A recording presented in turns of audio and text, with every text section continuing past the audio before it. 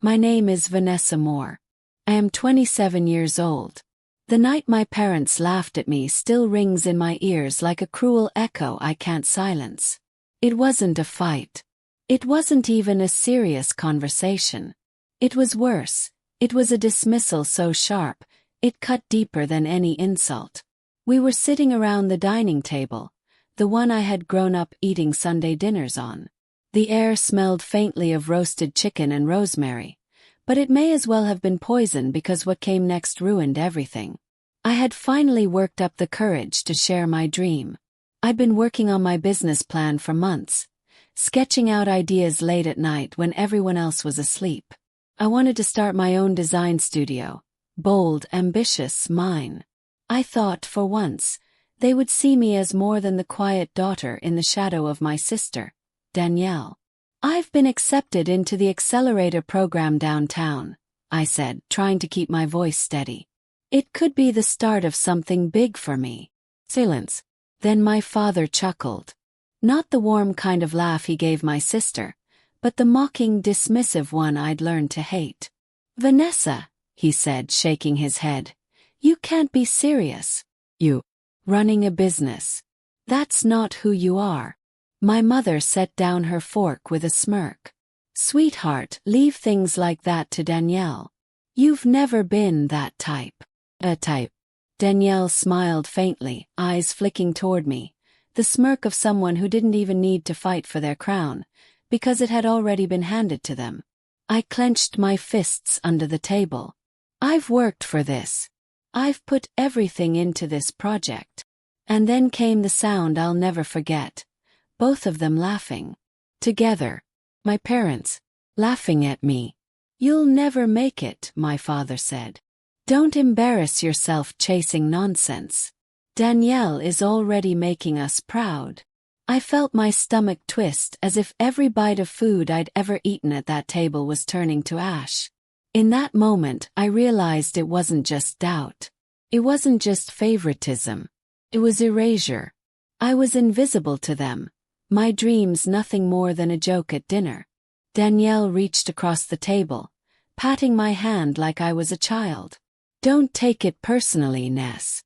You've always been better at simple things. Stick to those. Her words were meant to sound kind, but they were a dagger slid straight into my chest. I excused myself before the tears could fall. Upstairs in my childhood bedroom, the walls covered with faded posters and old memories, I stared at the ceiling and felt the truth crash down on me. They had chosen her. Again. Always. And they had written me off as nothing. But as I sat there in the darkness, something inside me shifted.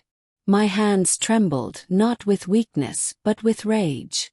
If they thought I was useless, if they thought I was ordinary, if they thought I would fade quietly into the background, they were wrong. Dead wrong. That night, I swore I would build a life so undeniable, so extraordinary, that the people who laughed at me would choke on their own words. And when I rose, I wouldn't just rise quietly. I would rise in a way they could never ignore. Because when the time came, they would realize they hadn't just underestimated me. They had created their own regret. The regret of choosing her over me. And that regret was only just beginning. Hang on, before I tell you what happened next, make sure you've subscribed and left your thoughts in the comments. This part gets intense. When people look at families from the outside, they see the smiles, the polished photos on the mantle, the appearances kept up at church or school events. They don't see the cracks. Not until those cracks split open wide enough to swallow someone whole. I grew up in a house where love was not equal. My sister Danielle was born 2 years before me. And from the very beginning, she was the star. Blonde curls, wide smile, the kind of child people compared to storybook illustrations. My parents loved telling anyone who would listen that she started walking before her first birthday, that she recited the alphabet before preschool, that she was destined for greatness. Then I came along. Quiet, slower to speak, more thoughtful than bold. I wasn't the child who stood in front of guests and performed songs.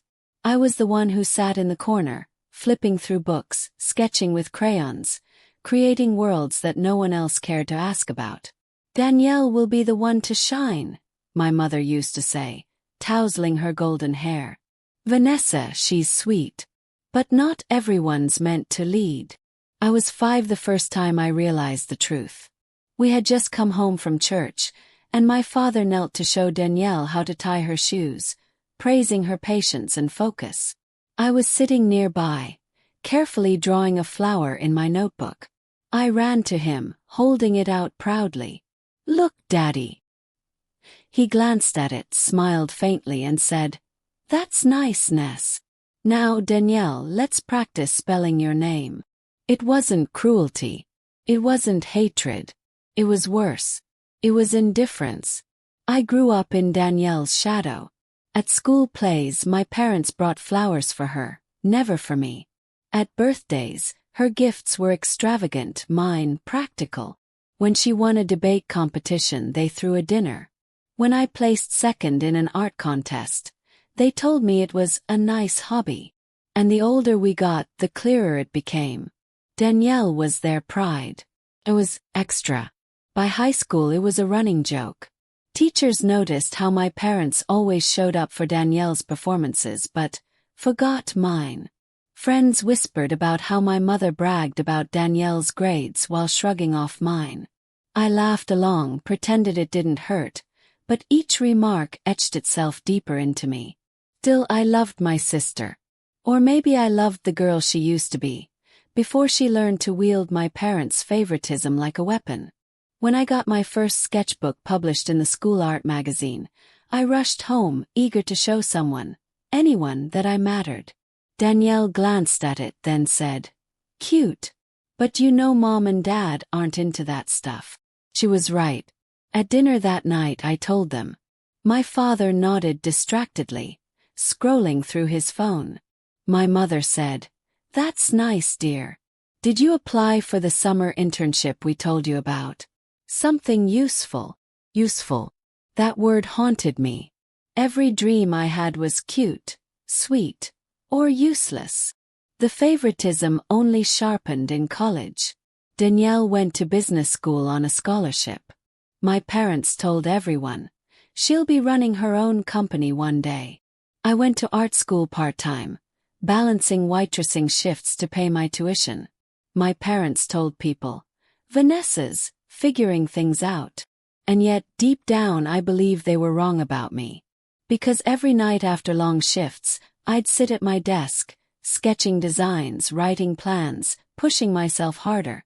Not just for the dream, but for the proof. Proof that I was worth more than the useless label they'd stamped on me since childhood. But the cracks in our family weren't just favoritism. They were betrayal waiting to happen. It came to a head the summer I was 24. I'd saved for months to attend a workshop that could launch my portfolio. But when I came home one afternoon, the envelope of cash I'd tucked into my drawer was gone. "Danielle needed it," my mother explained, her tone final. "She has an important networking trip. You'll understand." Understand. That was the moment something inside me broke. My dream was collateral damage to Danielle's ambition, and my parents didn't even blink. That night, I lay in bed staring at the ceiling, whispering to myself, "One day I'll make them regret this. One day, I'll show them I was never useless." I didn't know how or when, but I knew the day would come. And years later at that dinner table, when their laughter sliced through me like a blade, I realized that day had finally arrived. They thought Danielle was the only one worth remembering. But they had no idea that their ordinary daughter was about to rise higher than they ever imagined. Before we move on, take a second to hit subscribe and drop a comment. I'd love to hear what you think so far. The night it all came crashing down wasn't loud or dramatic at first. It started with something deceptively small. A toast at a family dinner. We were seated around the long oak table in my parents' dining room. The air smelled of roasted chicken and garlic, candles flickered against polished silverware, and laughter rippled as Danielle recounted yet another success at work, a promotion she had earned for leading a project. I sat quietly, my glass of water in hand, trying not to shrink into the wallpaper. My father raised his glass. "To Danielle," he said proudly, his voice booming. "The pride of this family. Proof that hard work and talent always pay off." Everyone clinked glasses.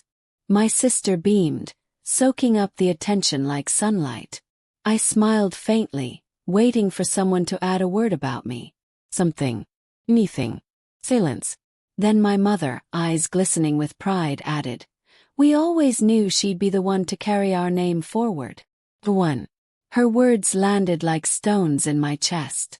I sat frozen, the glass trembling in my hand, until Danielle's voice cut through with a smirk. "Don't be upset, Ness," she said lightly, leaning back in her chair. "Not everyone is meant to lead. Some of us just support the real stars." The table erupted in laughter. Even my parents chuckled. And that was the moment. The moment when years of quiet dismissal, years of being overlooked, years of hearing useful and ordinary, finally crystallized into something sharp and unyielding. I stood slowly, the chair scraping against the hardwood floor. "Is that all I am to you?" I asked, my voice low, trembling but not weak. "Background. Support. A mistake you regret." The laughter died. My father frowned. "Vanessa, don't make a scene." "A scene?" My chest heaved, the heat rising up my throat. "You've spent my whole life making me invisible. Do you even know what I've been working on? What I've sacrificed while you handed everything to Danielle?" My mother's lips tightened. "You're being dramatic. We've always wanted what's best for you." "No," I said, shaking my head. "You've always wanted what was best for her." Danielle leaned forward, eyes glittering with smug satisfaction. "If you were really destined for more, don't you think it would have shown by now?" The words hit me harder than I expected. My knees felt weak, my pulse racing. For a split second, I wanted to crumble right there, to let them see how much they'd broken me. But then something shifted. I saw the smirk on Danielle's face, the indifference in my father's eyes, the dismissal in my mother's tone. And I realized, they didn't believe I had anything in me worth noticing, which meant they would never see me coming. "I'll remember this," I whispered, my voice steady now. "Every word, every laugh. And when the time comes, you'll remember too." I picked up my bag and walked out, the slam of the door echoing like a gunshot behind me. Outside, the cool night air hit my face. My chest tightened, my hands shook, but I kept walking, each step pulling me further from their shadows and closer to something else. Something fierce. Something they couldn't take from me. I didn't know what the plan was yet.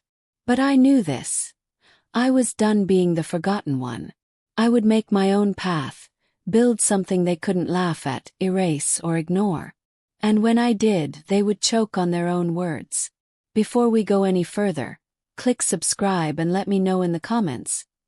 What would you have done in my shoes?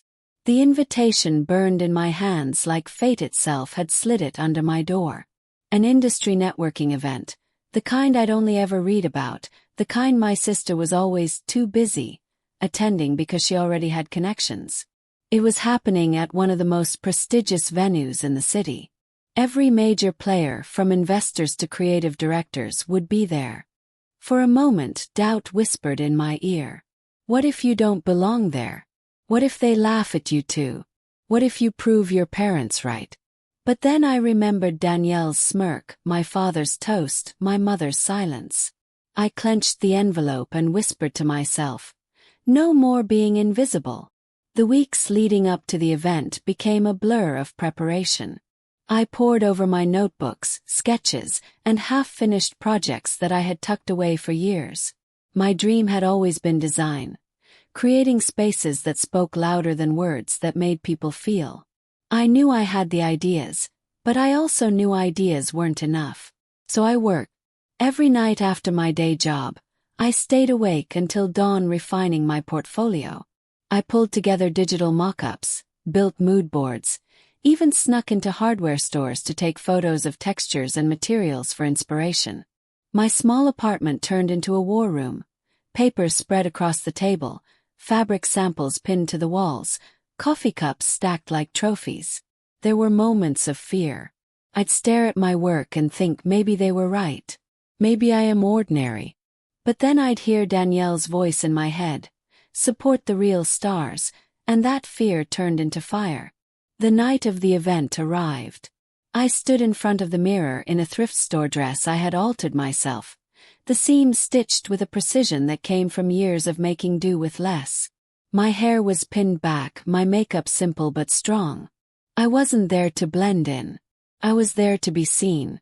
Walking into that ballroom felt like stepping into another world. Crystal chandeliers sparkled above a sea of tailored suits and glittering gowns. Laughter and the clinking of glasses filled the air.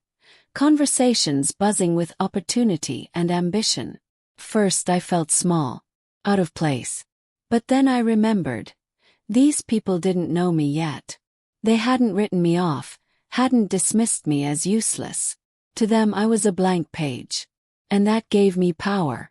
I approached groups with my portfolio in hand, my voice steady even when my hands trembled. Some people brushed me off, too busy to care. Others skimmed through politely before moving on. But then something shifted. One investor paused. His brow furrowed as he studied my work, flipping page after page. "These concepts," he murmured. "They're bold. They're not afraid to take risks. Where did you say you studied?" Heat rushed to my cheeks. I didn't. Not formally. I learned by doing. By working. By failing and then doing it again. He looked up, intrigued. "That explains it. Feels raw. Real." He handed me his card. "Send me your full portfolio. Let's set up a meeting." My heart nearly burst.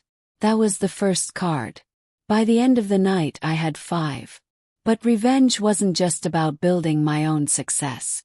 It was about making sure Danielle's lies, her inflated reputation, came crashing down too. And that part began almost by accident. As I was leaving the event, I overheard 2 colleagues whispering near the exit. "Isn't that Danielle's project?" Funny, I saw something similar in a magazine years ago. Froze. They were talking about my sister's big promotion project, the one that had earned her so much praise at dinner. Except it wasn't hers. She had lifted ideas from somewhere else, passing them off as original. A slow smile spread across my face. Because suddenly my plan was no longer just about shining brighter. It was about exposing her shadow. That night, back in my apartment, I pinned Danielle's photo on the wall beside my portfolio. Beneath it, I wrote 2 words in bold marker. Take back. I wasn't just going to prove my worth. I was going to take back every piece of respect they had stolen from me, and leave her with nothing but the ruins of her own lies. The moment I saw my handwriting scrawled in the corner of Danielle's so-called award-winning project, the air left my lungs. It was mine. Pages torn from my old sketchbook, the one she'd borrowed years ago when she claimed she was helping me organize my ideas. She hadn't just stolen from magazines. She had stolen from me. The betrayal hit deeper than I thought possible.